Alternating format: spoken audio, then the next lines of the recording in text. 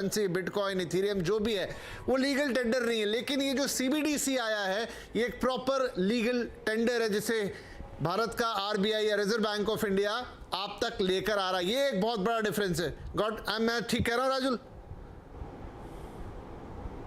बिल्कुल सही असर, आप बिल्कुल सही समझ रहे हैं और ये बहुत बड़ी इनोवेशन है। ऑलरेडी पूरी दुनिया में 60 देश ऐसे हैं जो कि इसी कॉन्सेप्ट पे काम कर रहे हैं और हर देश की अपनी यूनिक रिक्वायरमेंट है। जैसे कि हमारे देश में ये पायलट प्रोजेक्ट चला, इस प्रोजेक्ट के अंदर सेकेंडरी मार्केट्स में कौन सी मार्केट्स हैं? फाइनेंशियल मार्केट्स, जैसे जहां पे शेयर्स का लेन देन है वहां पे इसको एज अ पायलट टेस्टिंग में यूज करेंगे। इसीलिए गवर्नमेंट ने अपने कॉन्सेप्ट नोट में भी बोला कि हम इसको इनिशियली होलसेल ट्रांजेक्शंस के लिए यूज करेंगे, होलसेल ट्रांजैक्शन सेकेंडरी मार्केट्स में जो कि हैं, और रिटेल के लिए हम कुछ महीनों के बाद लेकर आएंगे।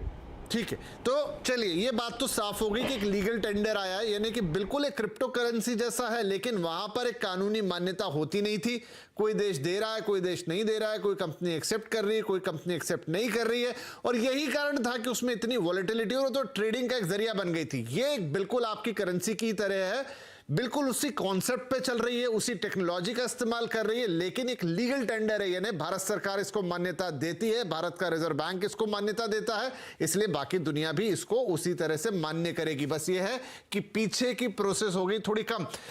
बुदिल साहब, एक सवाल अब यहां उठता है, क्या इसके बाद करेंसी छापने का जो काम है, यानी कि आपकी जो अब वो पेपर आप उसमें लगाते हैं, फिजिकल करेंसी छापते हैं, वो कम होगा, वो बोझ घटेगा? दूसरा, जो बैंकिंग के एंड पे जो पूरा एकदम बहुत बड़ा झमेला होता था वो कम होता हुआ नजर आएगा?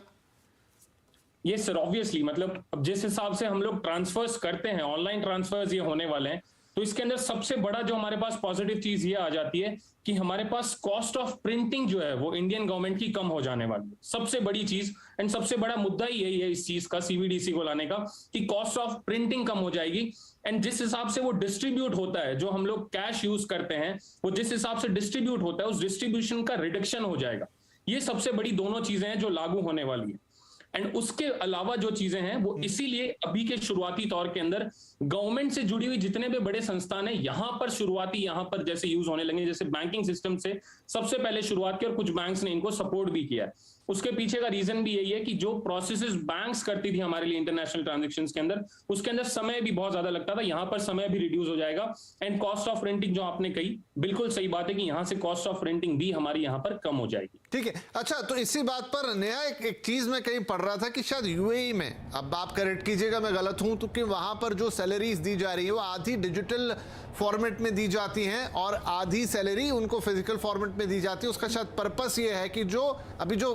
बुदिल ने कहा कि आपको कई लोगों को बाहर पैसे भेजने पड़ते हैं, इंटरनेशनल ट्रांजैक्शंस करने पड़ते हैं, उसकी भी कॉस्ट कम होगी, वो भी रियल टाइम में सेटल होंगे, और जब वो डिजिटल फॉर्मेट में होंगे तो काफी सस्ता पड़ेगा। एम आई राइट? जी बिल्कुल, आप एकदम सही कह रहे हैं कि जो हमारी पेपर की कॉस्ट है या क्रॉस बॉर्डर ट्रांजैक्शन की जो सेटलमेंट की कॉस्ट है वो काफ़ी एक्सपेंसिव होती है और वहाँ पे बहुत हमें एक्स्ट्रा ट्रांजैक्शन कॉस्ट देनी पड़ती है। अगर यही चीज़ हम डिजिटल करेंसी जो कि इक्वली दोनों कंट्रीज में वैलिड है या मल्टीपल कंट्रीज में वैलिड है, तो वो अगर हम देते हैं तो cross border transactions and remittance वो बहुत इजी हो जाएगा, और ये सबसे बड़ा अभी प्रॉब्लम है, तो वो भी काफ़ी इस सीबीडीसी की वजह से सॉल्व होगा। इवन इफ आज जो हमारा जो पायलट प्रोजेक्ट लॉन्च हुआ है सीबीडीसी होलसेल, वो भी इसमें काफ़ी इंक्लूड करेगा ये सारी चीज़ें कि कैसे इंटर बैंक सेटलमेंट और ये सारी चीज़ें पूरा का पूरा आपका कोलैटरल गारंटी सेटलमेंट इंफ्रास्ट्रक्चर, वो सारी चीज़ें जो इंटरमीडियरी थी वो सारे ट्रांजैक्शन कॉस्ट रिड्यूस करके आपका जो अल्टीमेट ओवरऑल ट्रांजैक्शन कॉस्ट है वो सेव करेगा। राइट चलिए, तो ओवरऑल ये काफी किफायती होने जा रहा है, ये टेक्नोलॉजी का ही कमाल है। हाँ, बस इसमें जो स्पेकुलेशन का फैक्टर हो रहा था जो दूसरी करेंसीज में आ रहा था। अच्छा राहुल साहब, अब एक बड़ा सवाल ये आएगा कि जब भारत ने अपनी खुद की, देखिए इस समय जो क्रिप्टो करेंसी का बाकी का मार्केट है जिसमें हम बिटकॉइन, इथेरियम और इन दूसरी करेंसीज की चर्चा करते हैं, और एक वो पूरा डिफरेंट वर्ल्ड ही है जहां भयंकर स्पेकुलेशन होता है, बहुत भयंकर वॉलेटिलिटी होती है, और सरकार ने कुछ नियम भी इस तरफ बनाए हैं या इस तरह के थोड़े इन्वायरमेंट पैदा किए कि एक आम निवेशक उसमें हाथ जलाने से बचे। लेकिन अब जब ये भारत सरकार खुद की डिजिटल करेंसी लेकर आ गई, इसका वो जो पूरा एक डिजिटल क्रिप्टो करेंसी मार्केट है उस पर क्या इंपैक्ट आएगा? सर मैं आपको बता दूं कि जैसे ही जब भी कोई करेंसी किसी एक जगह पे चलनी शुरू होती है, जैसे कि अगर क्रिप्टो करेंसी अब एक जगह पे चलनी शुरू हुई, तो अभी एक आपने बड़ा कॉन्सेप्ट सुना होगा, आजकल बड़ा प्रचलित कॉन्सेप्ट चल रहा है मेटावर्स, जिसमें कि हमारे देश में फर्स्ट इंडियन मिस्टर दिलेर मेहंदी जी, जो कि बड़े प्रचलित सिंगर हैं, गायक हैं, और वो फर्स्ट पर्सन इंडिया में बने कि जिन्होंने मेटावर्स के अंदर जमीन खरीदी। अब metaverse means what is Meta, है तो एक वर्चुअल वर्ल्ड है और उसके अंदर आपने कोई जमीन खरीदी। एक नॉर्मल लोगों को तो ये समझ ही नहीं आएगी बात की भी कैसे करेंसी यूज हो रही है और कैसे मैंने वर्चुअल एक जमीन खरीदी। तो इस पूरे कॉन्सेप्ट के इसको निगेट करते हुए, इसका शमन करते हुए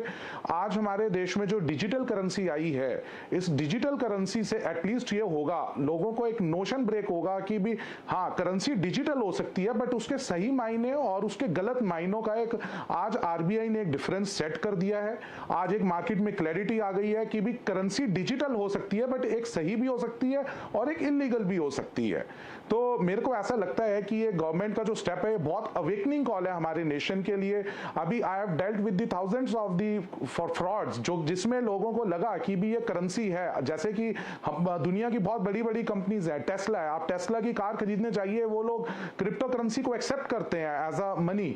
तो ये सब जब एक हमारे देश से बाहर कोई बड़ी कंपनीज जब इस तरीके के कॉन्सेप्ट्स पे कुछ अग्री करती हैं और जिनका इन्फ्लुएंस पूरी दुनिया में है, टेस्ला का influence mister Elon Musk has got that much famous, तो ट्विटर खरीदा उन्होंने, तो अब लोग उनको फॉलो करते हैं। लोगों ने सोचा एलन मस्क भाई ले रहा क्रिप्टो करेंसी को एक्सेप्ट कर रहा है एज अ, तो it must have a legal tender. तो लोगों को ये भी बहुत डाउट है कि इसका भी लीगल टेंडर है, बट गवर्नमेंट इज फुलिश और उसको लग रहा है कि इंडिया वाले नहीं बस इसको एक्सेप्ट करते, बाहर के लोग तो एक्सेप्ट करते हैं। और जो हमारी यंग जनरेशन है वो इस पूरे ट्रैप में फंसती है और बिल्कुल रिस्क बिना मिटिगेट किए इसमें इन्वेस्टमेंट करती है। तो आई थिंक ये जो आज पायलट स्टार्ट की जो डेट है, it's a clear demarcation in the history of our country कि जहां पे शायद हम अपने कंट्री के लोगों को बचा रहे हैं एक फ्रॉड सिस्टम में बचने के लिए भी कहीं ना कहीं। जी चलिए, तो ये भी एक बड़ा इसका इम्पैक्ट होगा कि ये जो वर्चुअल करेंसी है या डिजिटल करेंसी है जिसे आरबीआई ने शुरू किया है, इसके अपने तो फायदे हैं, लेकिन अब ये जो पूरा स्पेकुलेटिव मार्केट खड़ा हो गया था और सरकार की बड़ी चिंता बन गया था, अभी भी भारत में इसको लेकर चीजें क्लियर नहीं है। कुछ एक नियम सरकार ने बना दिए हैं, लेकिन उनकी कोशिश पूरी यही है कि एक आम व्यक्ति उसमें जाके फंस ना जाए, ट्रैप ना हो जाए, क्योंकि एक बहुत ही अलग लेवल का ये पूरा मार्केट क्रिएट हुआ था और ये हाईली स्पेकुलेटिव है, तो वहां पर भी ये डिजिटल करेंसी एक बड़ा रोल प्ले करने वाली है। चलिए एक छोटा ब्रेक लेते हैं, ब्रेक के बाद अभी जो लॉन्च आया है या पायलट आया है, ये तो आया है होलसेल लेवल पर, यानी कि बड़े वित्तीय संस्थान इसमें लेन देन करेंगे, लेकिन इसके आगे आएगा रिटेल, यानी वो आपके और हमारे लिए होगा। तब क्या इंपैक्ट आएगा, आपकी हमारी लाइफ कैसे बदलेगी, क्या किस तरीके से हमें तनख्वाह मिलेगी। एक सवाल ये भी है कि क्या तब बैंक खाते की जरूरत रह जाएगी, जिस तरह से आज हम बैंक खाता रखते हैं, या डायरेक्ट आपके पास पैसे कुछ तरीके से आ जाएंगे, वॉलेट में आ जाएंगे। कुछ सवाल है जो आप मेरे भी मन में है तो आपके भी मन में होंगे, जाहिर तौर पे अपने एक्सपर्ट से पूछेंगे छोटे से ब्रेक के बाद।